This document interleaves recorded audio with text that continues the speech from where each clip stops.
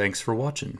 Go ahead and click the subscribe button and the bell icon so you get notified of each new video as it comes out. Hey everybody, I'm JJ Johnson. You're watching Reality Survival. And right now what I wanted to talk to you guys about is finding what is probably the most expedient shelter in the wilderness.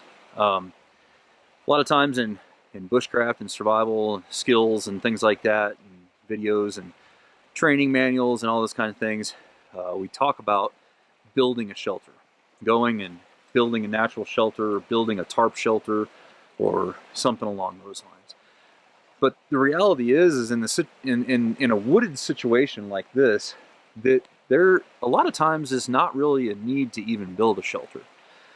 What you can do is just get up underneath a tree like this, and I'll show you an angle of what you want to look for when you're looking up.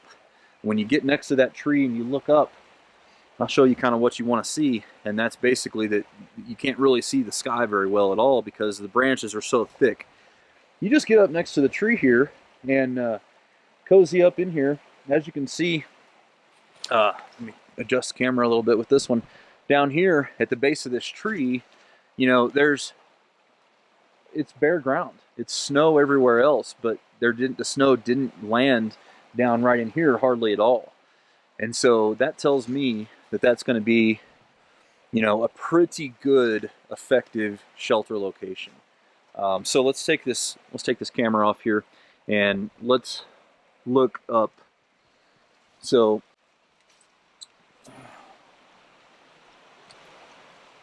I don't know how that looks to you guys,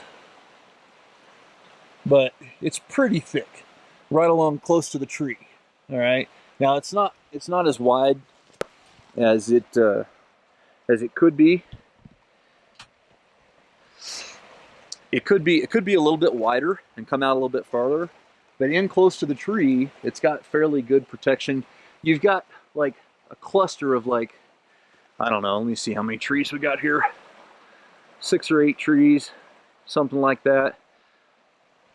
You could get right up in next to those trees and be relatively safe from the elements as far as from snow and rain and stuff like that. Combine that with just a little emergency poncho, you know, or an emergency blanket, little solar blanket, you know, one of those kind of things. And that's probably going to be for a really short-term situation, like if a storm was just passing through or something like that. That's probably going to work for you. So think about that next time you're in the wilderness. You know, as you're walking along, what I like to do is, as I'm walking along the trail and I see things, I'm like, okay, there's a good shelter there, there's a good shelter there, you know, and you just kind of keep track of it as you're going along. And that way, if something happens and, you know, a quick storm moves in or whatever, you can just backtrack on the trail, find the last one that you pointed out, you know, and be good to go for a short period of time. Natural shelters, building natural shelters, it takes a lot of time and energy and a lot of effort, a lot of resources. You got to cut down a lot of branches and all that kind of stuff. And to do it right, man, you're looking at several hours, even for a small one. So for the quick, expedient kind of shelter where a little micro storm come through the mountains or something like that, caught you by surprise, and you just need to find somewhere to get out of shelter, you know, or even in a situation where you're just doing an overnight, maybe you got lost or you weren't planning to stay overnight or whatever the case may be, hopping up underneath a good tree well like this is a pretty good option. And it saves a lot of energy and a lot of calories. And I mean, I've been out and been up underneath, you know, a really good thick cedar tree in a pretty good rainstorm and not really gotten any rain come through. Very little. You know, if you find the right tree, it's with really thick, good branches. You stand up underneath it, you look up, and you just can't hardly see, you know, any sky.